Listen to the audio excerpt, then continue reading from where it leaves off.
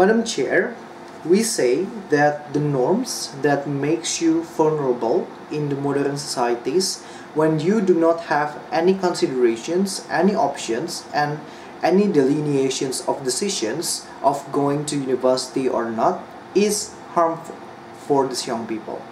We say that we regret to this kind of actions, and while other people have all the choices that they can do, the norms and the cultures when the society tells them not to do it is simply harmful for their being in the present time but also in the future continuity. Our argument is one. We say that this discourages them to consider other options. Why is that so? Number one, we say when the young people are the ones that first is uninformed, meaning that they will always follow authoritative figure, which means parents, teachers, and the societies.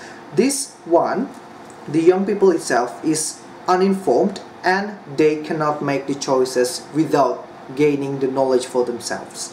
But secondly, when the young people is easily influenced, meaning that they first can always be swayed by the norms and the rhetoric of societies, we say that is really bad. I will explain that later. But thirdly, when the young people are millennials, we do not really talk about baby boomers because it's already being passed. We talk about the millennials that are already being born in the present time.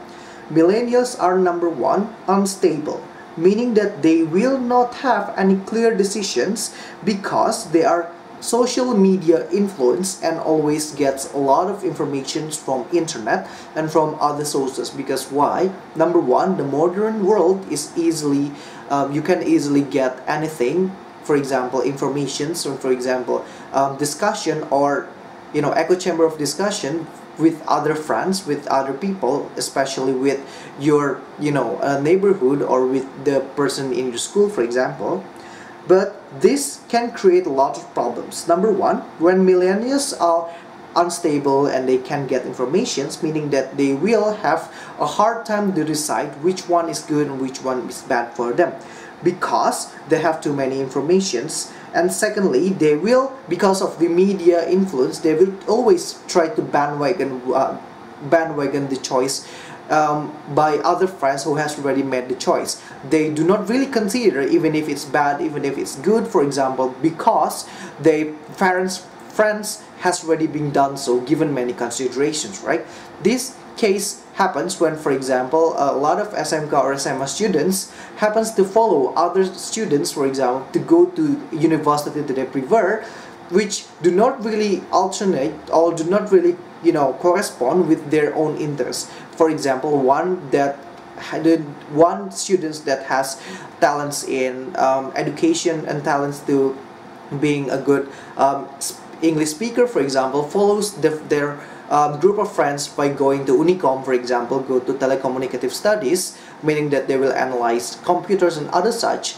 In the end, they will feel they're less likely to be succeed in those particular major, for example. But moreover, the essence of friendship will not last that longer in the terms of pragmatic studies, for example, that you will not be as friend anymore if you cannot do something, for example. But even if it does, it doesn't really correspond with your future. That's the problem with millennials. But the problem is bigger when the society enforces the norms and the rhetorical question about why and do you should always go to college, right? How is that so? Because it enforces the essence of normality, which is arbitrary to these students. How is that so? Number one, the essence of normality means that if you do this, if you do not do this, it will result in certain consequences. For example, if you do not do this, means that you will be labeled as weird or no educated because you do not go to universities. But secondly, if you do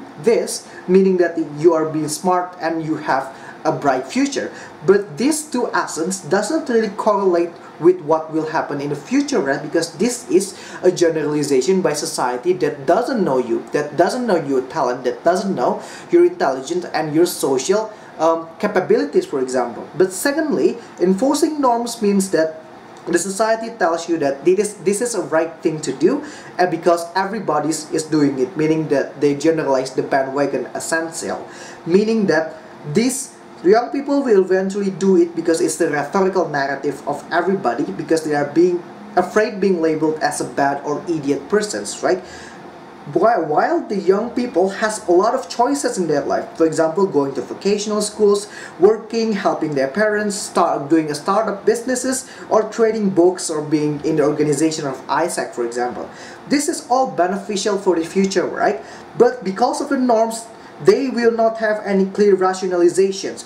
While in the modern era, people needs modern thinking, right? For example, that you can be useful in all of the sectors if you train hard. But secondly, the university degree never gonna be define you as a person in the future. But thirdly, when, for example, the norms is not useful, you can break it. For example, while some young people tries to break the norms of this normative going to universities, for example, they cannot do it alone, and this is not effective enough. Why is that so? When this person that will always break the norms is always needed, and they are really good in order for us to have achieve a better future, they cannot do it that effective. Why is that so? Because sometimes starting a startup business will not give you a cushion of success, like for example, you have a degree means that you will be able to work.